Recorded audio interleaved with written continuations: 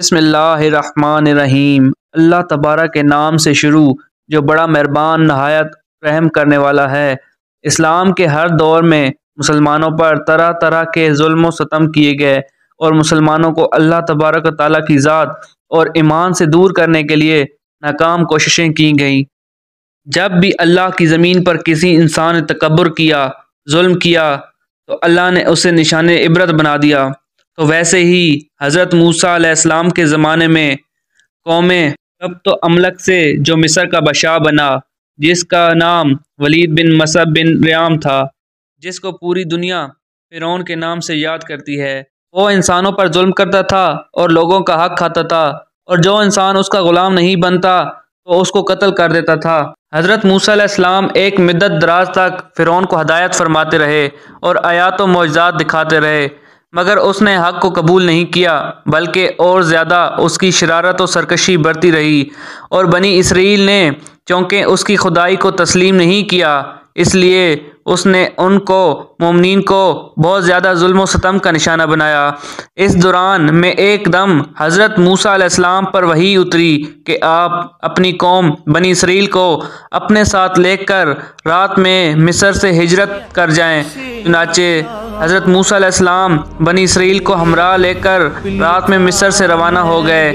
جب فرعون کو پتہ چلا تو وہ بھی اپنے لشکروں کو ساتھ لے کر بنی اسرائیل کی گرفتاری کے لیے چل پڑا۔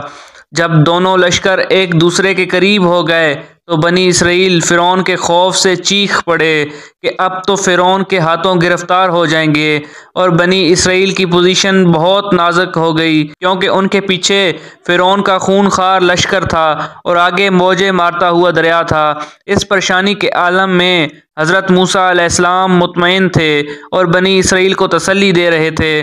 جب دریا کے پاس پہنچ گئے تو اللہ تعالیٰ نے حضرت موسیٰ علیہ السلام کو حکم فرمایا کہ تم اپنی لاٹھی دریا پر مار دو۔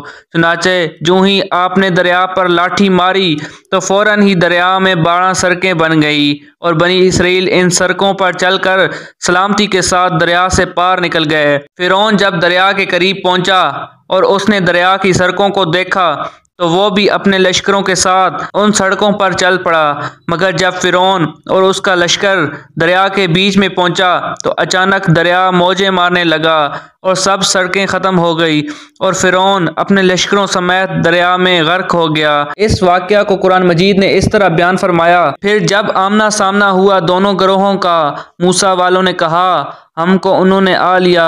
موسیٰ نے فرمایا یوں نہیں، بے شک میرا رب میرے ساتھ ہے اور وہ مجھے اب راہ دیتا ہے۔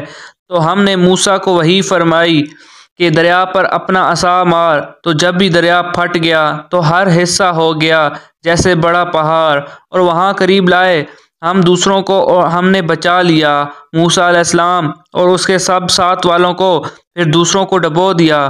بے شک اس میں ضرور نشانی ہے، اور ان میں اکثر مسلمان نہ تھے۔ اور قرآن کریم کی ایک اور سورت یونس آیت نمبر 26 میں اللہ تعالیٰ نے ارشاد فرمایا: آج ہم تیرے جسم کو بچائیں گے تاکہ تو ان لوگوں کے لیے نشانی بن جائے جو تیرے بعد آئیں، اور بے شک بہت سے لوگ ہماری نشانیوں سے غافل ہیں۔ یہ ہے حضرت موسیٰ علیہ السلام کی مقدس لاٹھی کے ذریعے ظاہر ہونے والے معجزات۔ اس واقعہ سے ہمیں نتائج اور سبق یہ ملتے ہیں کہ حضرت موسیٰ علیہ السلام اور بنی اسرائیل کا دریا پار کرنا ایک عظیم معجزہ تھا جو اللہ کی قدرت ظاہر کرتا ہے، اور فرعون نے طاقت کے نشے میں چور ہو کر اللہ کے مقابلے میں سرکشی کی، لیکن بالآخر ذلیل ہو کر ہلاک ہو گیا، اور حضرت موسیٰ علیہ السلام نے اللہ پر یقین رکھا اور اللہ نے ان کا راستہ بدل دیا۔ یہ واقعہ قیامت تک آنے والے تمام انسانوں کے لیے ایک سبق ہے کہ اللہ کے مقابلے میں تکبر اور ظلم کرنے والے کبھی کامیاب نہیں ہو سکتے، اور آخر کار انہیں ذلت اور عذاب کا سامنا کرنا پڑتا ہے۔ اگر آپ کو ہماری ویڈیو اچھی لگی ہے تو ویڈیو کو لائک کریں، اور مزید اسی طرح کی ویڈیو دیکھنے کے لیے ہمارے چینل حنزلہ اسلامک وائس کو سبسکرائب کریں۔ ملتے ہیں نیکسٹ ویڈیو میں، اجازت دیجیے، اللہ حافظ۔